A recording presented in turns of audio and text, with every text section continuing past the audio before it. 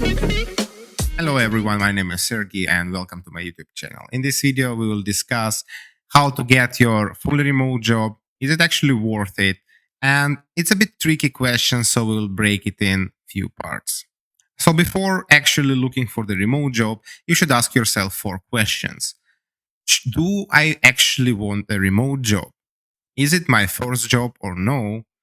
And how to get this job, where to look for that? And then later on, I'll give you a few tips on how to do that. No time to waste, let's go.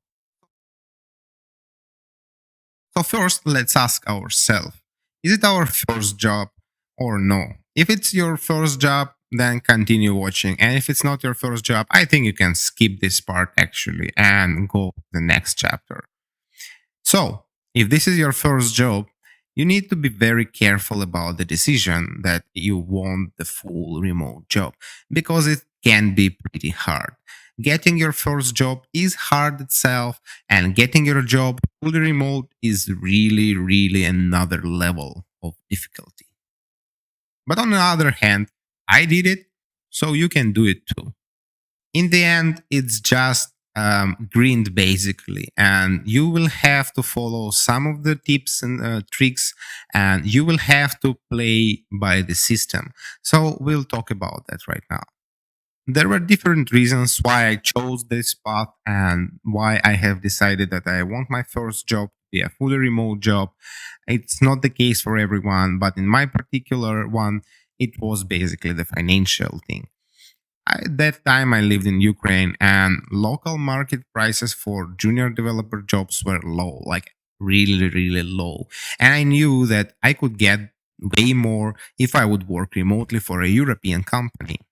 Since I had a previous experience working in a multinational and international teams, and I was basically learning a lot by myself in my previous career, it was basically a decision that I have made in this career too, that I will learn myself and I will be betting on my skills. So let's do it. Let's just find the remote work. Like, there is no point of wasting time trying to get a local market job. But I had a plan. I have decided that I will spend 4 months looking for a remote job.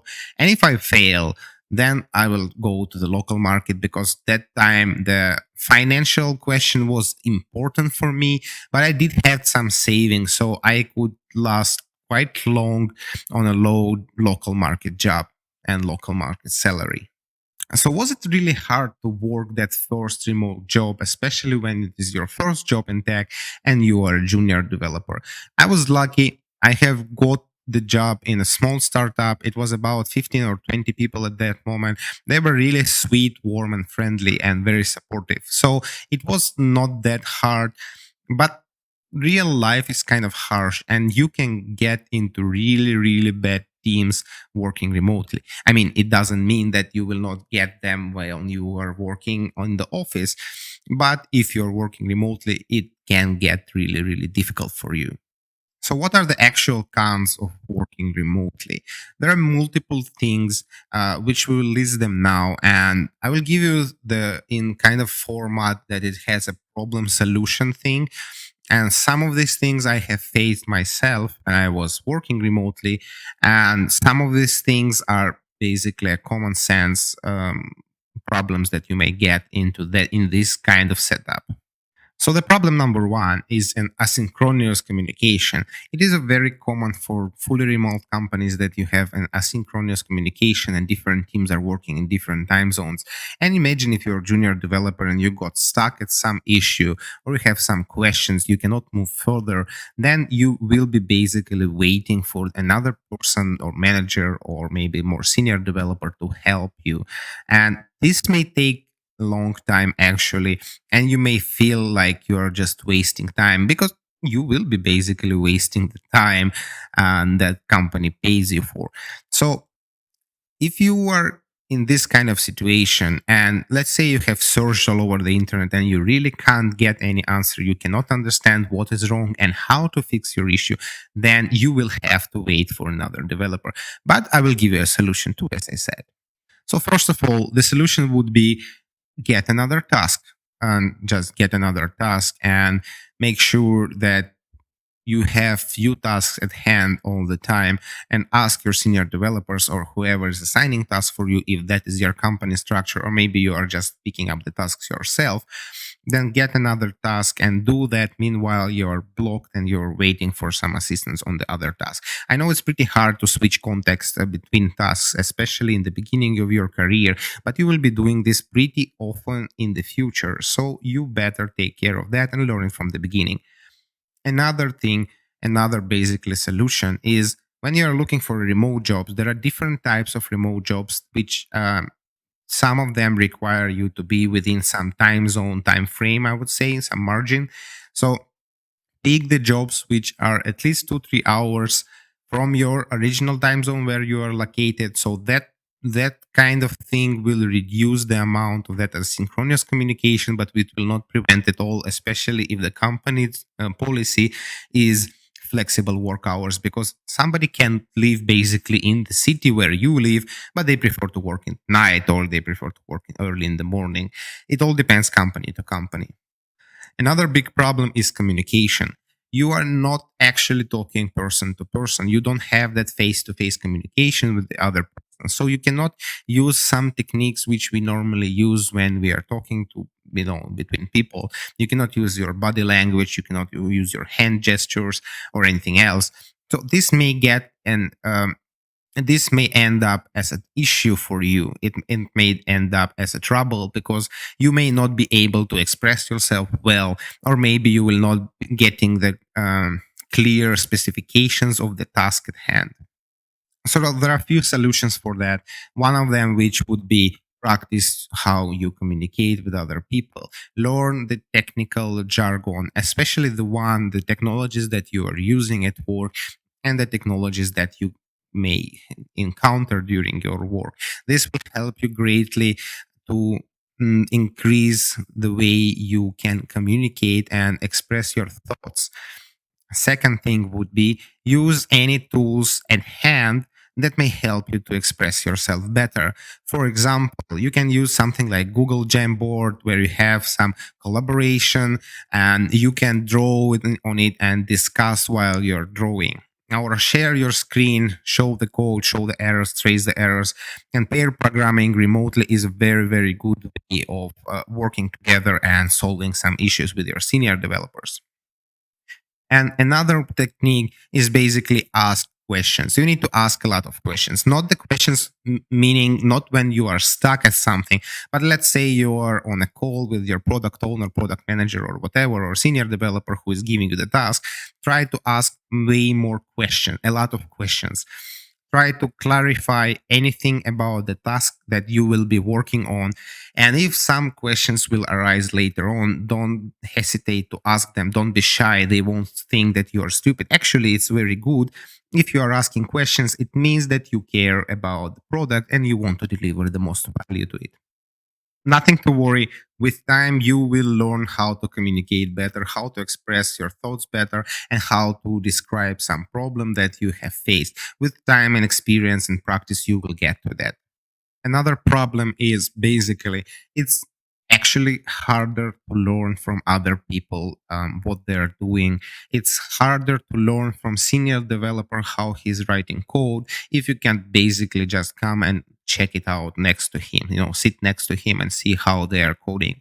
Or pair programming may be kind of also tricky because yeah, you speak through the problem but you don't see actually what he's typing, so it's always end up in something like, okay, go on line 125 and put a debugger over there and let's go and check it, or something like that. Another issue is basically meetings. You cannot. You will have meetings, of course, in remote jobs. You will have maybe even more meetings than an in-office job. I don't know about that, honestly, the coefficient, how it works. But the thing is that in some meetings that you are not invited on, or some small chats, between different developers, you don't really have that much in a remote first environment. So this may be an issue in the future, and especially the issue for your development, further development of your career. So some solutions are basically, you need to learn yourself a lot. As I said, in my previous career, I have been learning a lot. I have learned I'm self-taught developer, so I have learned myself to get to the job. and you will need to learn a lot, way more than you are doing this in office job. This is my opinion, of course, but you will have to spend countless hours. You will have to make sure that your googling skills are at par, that you are great at them, because you have to have a huge skills and huge level of autonomy to work in a fully remote environments. And the last problem is really very, very subjective and personal. And I would say it's lack of socialization, because um, in remote first environments, you don't have that water cooler chats, or you don't have like after work, some short, small talks between colleagues and so on. It can be really an issue for some people. It is became quite an issue for me after some time. And of course, there is no like clear solution to that. But what I was doing with my colleagues and what I am doing with my colleagues at work right now and in previous job, basically that when you have a meeting and you discuss some work related stuff, you can just drop in, few minutes, 10, 15 minutes of conversation outside of the job, some off topic conversation that will help you to build better relationships with your colleagues, I guess. While there are a lot pros of working remotely, there are also quite a lot of cons of working remotely. And in my particular case, I have realized that maybe fully remote is actually not for me. I mean, yeah, the freedom and flexibility is enormous. This is really great. But if you able to work in some environment and work in a place where you like to live and you live there, if there is an opportunity for you for a hybrid option, I think for me, at least for me, this would be the best option. And you can go to the office for a few days a week, maybe like 2 days a week, maybe 3 days a week. I think two would be best.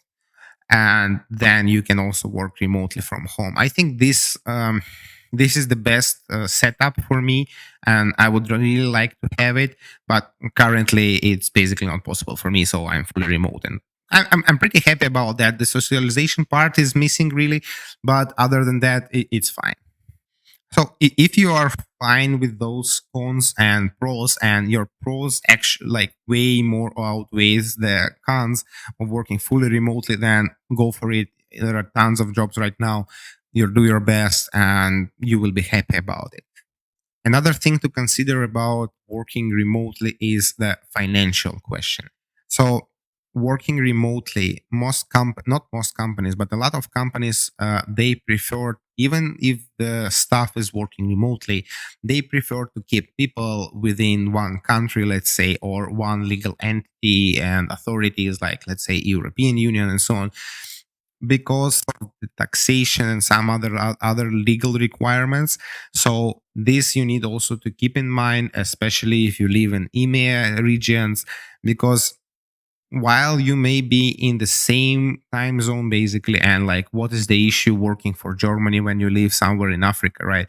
But the thing is that they may not hire you just because you're outside of European Union. Not all companies like that, but some companies, they prefer, even if you can be fully remote, 100% of the time remote, but they want you to be in the same country. Let's say if the company doesn't have an entity in the country where you live, they don't have that kind of what they call it umbrella company, you may not be hired directly, but you will be hired as a contractor. And this is quite different, if you ask me. So there is a huge difference between a direct employee and a contractor. And a contractor mostly gets paid better, but they're missing a lot of benefits that the direct hire has, like insurance, for example, or stock option, or maybe pension plans and whatever. So this is also one thing to consider when when you want to go fully remote. If you're fine with managing your savings and managing your pension, all this stuff, insurance and so on, yeah, you can go full contractor job. Basically, I'm doing this for the last year, and it's pretty fine. But again, I think I would be moving more into the direct hire, just because, I mean, the benefits sometimes they're so good and you are missing them out. And this is quite sad. also for a contractor job, I'm not saying that it will, but it may affect your career growth when you're not within the same company. While the career growth is another thing, if you want me, I can record a video about that, leave a comment below. And it's also pretty tricky, especially within the same company. Me, in my case, I've got a job as junior front-end developer, zero experience. It was my first job in tech. It was fully remote, and I did that. You can do that too. So, what actually have I done for that, and how did I prepare for that? Was it hard? Yeah, it was hard. I was working pretty hard to get there, but in the end, it is what it is. It's pretty hard to get to any entry level job right now, especially with the recession coming and so on. But don't be upset. You will get job, and if you try hard, if you work hard and you really love this job, you want to have this job, you will get it. No worries, you will, there will be a place for you. So where to look for the job? There are literally thousands of platforms and job sites and job boards and whatever posts in the anywhere. I mean, like literally, there are so many of them, like LinkedIn, remote. Okay, we work remotely, and you name it. There are tons of them. Some are good, some are bad, some are better, some are worse. And like some websites and job boards I have never heard from. I have applied to quite a lot of jobs over there, but I have never heard a single reply from any company on that website. And so now I will leave the most of the resources that I have been using. I will leave it in the description below, and let's just have few advices here. So the LinkedIn game is pretty wild and is pretty important. Okay, again, there are so many books and articles and I don't know videos about how to make your LinkedIn the best. But one general advice is make sure it's up to date. It has all the necessary information for recruiter to see you basically and make yourself your account searchable. Make sure that you show that you are ready and you are open for the job, and you can put also that avatar thing like profile picture, circle, green circle, like I'm ready to be hired or whatever it is, open for hire or something. And another thing, about the LinkedIn, let's say they have like your skills and you can endorse them by passing some of their quizzes and so on. I don't know whether they're that important. They are most probably at some point important for the junior developers who are just getting into the field. But let's be honest, if there is a developer with 5 years of experience and I don't know, he didn't pass the skill assessment for HTML or CSS, who would really care about that, right? So another thing is your GitHub profile. Make it clean and nice. Put some bio in it and explain who you are. In the most important projects and like the highlight projects that you really want recruiters and technical persons to see and check, and polish your projects. I have a video about improving your projects. It's in the right top corner. Have a look at that. And another thing about basically portfolio. Not sure if you need a portfolio website. There are many debates about that. Some say yes, you must have a portfolio website. Some say no, you don't need a portfolio website. If you ask me, no, you don't need portfolio website. Will it improve your chances of getting job? I don't really think so. Will it add a lot of burden? Yeah, it will add a lot of burden, because if you are doing portfolio website, you need to make sure that it is perfect. Like it's just wow. It is completely responsive. It has beautiful UI and design. It is working well. You don't have any errors. It is also up to date. So there is a lot of hassle about that. It will not hurt you if you have really good portfolio, but it may hurt you a lot if you have made a portfolio website and it's bad, because you yourself basically reducing your own chances of getting a job. Because the technical person, I'm not sure if they will look at your portfolio website much, but the recruiter can. And if it is broken or it is ugly, and let's say you're applying for a front end developer job, yeah, you're not a designer, but still, because it's like your personal project, it's the face of your skills, you may get into trouble. So if you ask me, a GitHub page with a great projects and some nice description without all these beautiful tags and so on, just good description and projects and nice commit graph is way more important than your portfolio website. But again, it's up to you. I wouldn't do it, and I actually don't have it. Maybe I will do it in the future, but it will be more of my personal work and community work, and maybe some other like more social life work rather than actually employment type. There are some tips that I would like to give you, and let's start with basically your main paper when you're applying for a job, and this is your resume. There are good resources, there are bad resources about resume. A lot of resources on the internet are giving the tips and tricks about the resume and some good advice, which unfortunately are not applicable to a software development field, and they're just more of a general advice. So I'll give you a few of the advice of my personal advice on your resume right now. First of all, and this is very important, make your resume short. Nobody wants to go through 2, 3, 4 pages of text, and they will not do that. And I think statistically, a recruiter is checking resume for about, I think, 17 seconds or 30 seconds or something like that. So they will not be going through your 3 pages resume. Okay. And another thing is make recruiters' life easier, or HR, whatever, life easier, and highlight the technologies which are relevant to the current job. How I do it basically, you have a set of skills that are your primary skills, like JavaScript, TypeScript, let's say, I don't know, Node.js, React, um, and Express, let's say. And these are the main technologies you're working with, and MUI for me.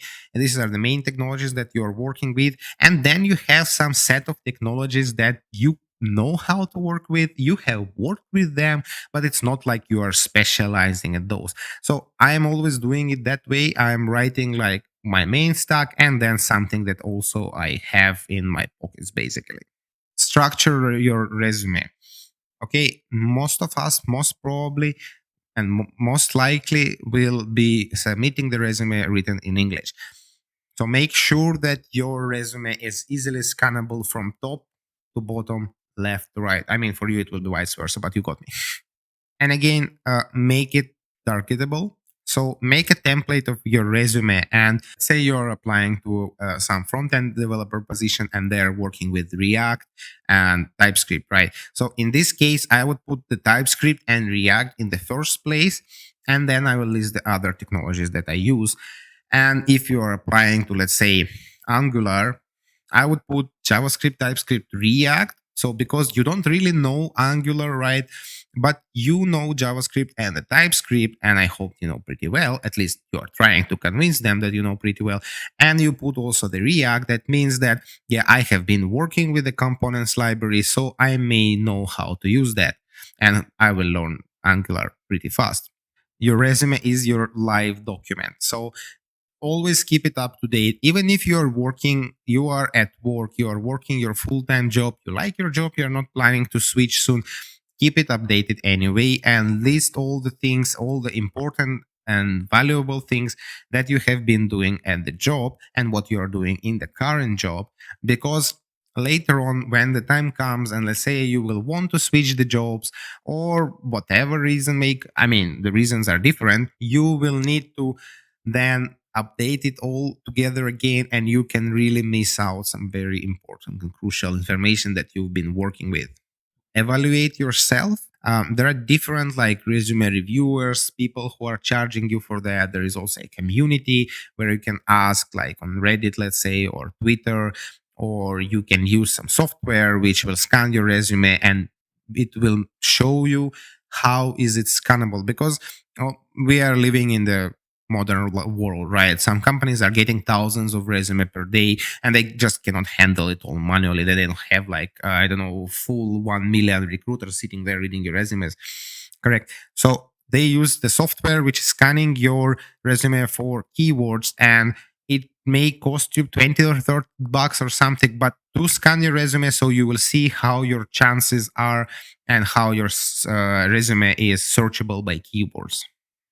Additionally, if you are not that good at writing resumes, I can suggest there are some services that will charge you also about 30, 40, 50 dollars, something like that, to write a resume for you. But again, be quite careful because these resume writers are mostly specific to non-tech jobs, and they may not be able to create your resume for the tech job well. And there are maybe some niche people who are doing that. Search for them if you don't want to write the resume yourself. And I mean, that's a lazy option, but it's an option. And if you're really bad at, you're terrible at writing something good about yourself or your skills or whatever, I use that option. I mean, why not? Also, I dropped few resources in the description below. Take a look at them, and they're not mine, but they're greatly written by experienced developers. So after the resume, we have another piece of paper, which is called cover letter. Cover letter is not always a requirement. Some companies want it, some companies don't want it, and some companies they have their, like, during the application process that you can in the CV, and some companies this is just basically an optional thing. If you ask me, optional is always means yes. If you are not really interested in the job and you're just applying in case, then yeah, sure, just skip the cover letter. But if you are actually interested in the job and it's marked and the CV is marked as optional, sorry, not CV, the cover letters are marked as optional, write a cover letter. Same as in the case of the resume, that your cover letter has to be very job specific, and it has to include, I mean, it's not like it have to include that, but it's nice to include that to show that it's kind of a personal thing, that you actually mention the company name and the job position that you're applying to and why you are a great fit and why you want to apply for it. Engage in the community. There is a huge community of developers both on Twitter and Reddit, maybe somewhere else, but these are like mostly used and spread communities, and they are quite helpful. They're very friendly, and you can ask them for a feedback for your project.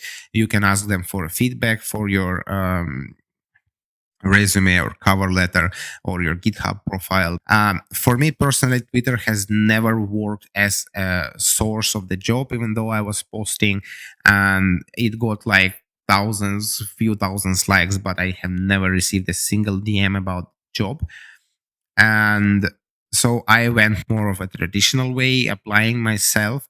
But for many, it actually worked out well. So it's still an option to try, and it's nice to be part of the community, honestly. I mean, it's not for everyone. Some will like it, some are more introverted, isolated, and they don't want all this community stuff around. And saying community, I'm not meaning that you have to grow your Twitter to like 100,000 followers and so on. If you can, it's great, but you don't need to do it that actually. You can follow industry leaders there and see their opinion, chat with different people. The last thing in the job search is, unfortunately, it's a grind. You will have to grind a lot and use anything, any tool, any platform, any resource that is available where you can apply for a job. Use forums, Twitter, Reddit, Google, and search for developer positions. Search for developer position in your area, in the nearby countries, maybe in European Union. Search basically like remote jobs. This remote front end developer, remote junior developer front end remote, junior front end remote, whatever. So many different ways of searching for this stuff, and you really need to go through it and it's basically your full-time job until you actually get a job. Be cautious that you can apply to the companies directly on their websites. Okay, you don't need only to use some platforms or aggregators. I believe there was a list of like fully remote companies in the world that are hiring worldwide. You can simply Google that. I think you will get, it's about like list of almost 100 companies or something. Go through the each company, go on their career page and apply there. If you don't see job openings, still send them an email with your data and your resume. Trust me, sometimes they don't have an opening yet, but they may start thinking about looking for a person, and you may seem like a good fit for them, so they may contact you back. And one last thing, and I want to emphasize it: you will be rejected many, many, many times. As sad as it sounds, it is true. And some of the rejections you will receive on the first initial stage, you will just filter out because you don't have any experience or you're not matching the job or whatever. You may be rejected even after interviews, even after test tasks. And it's like you can be rejected at any single point unless you sign an offer. Okay. So don't get upset about that. I know it feels demotivational. I know because I have been rejected so many times during the job search. And the funny part, I think this was the funniest rejection, and I have no idea what they were thinking about. After 4 or 5 months I have been working in the company, I have received a rejection letter like, you are not enough for our company. I'm like, who are you even? I don't even remember me applying to you. So don't be afraid of rejections. Don't be afraid to reject a company if you are not agree and you are not happy about the conditions of the job. This is also very, very important. Don't lowball yourself. The first job is hard to get, but don't sell yourself short. Okay, because many people in the current situation, when it's quite hard to get your first job, they may try to use and screw you, and this is not what we actually want, right? We want to get a job in a healthy environment, in a healthy company. Most likely it will be that. And so don't lowball yourself for like very low salary. That's not your, well, that's not the point of getting the first job. And never go for unpaid jobs and internship which will tell you about the exposure and experience. You will get so much experience in this project. No, please leave me alone. I don't need that. I'm looking for a paid job. I have mouth to feed, even if it's on your own mouth. I have mouth to feed, and I need my job, and I want to live a decent lifestyle and actually be paid for what I'm doing. And this is basically it for now. If you enjoyed this video, leave a comment and like the video, please. Subscribe to my channel somewhere around here. And thank you so much for watching. I wish you a great job hunt and good luck. Bye bye.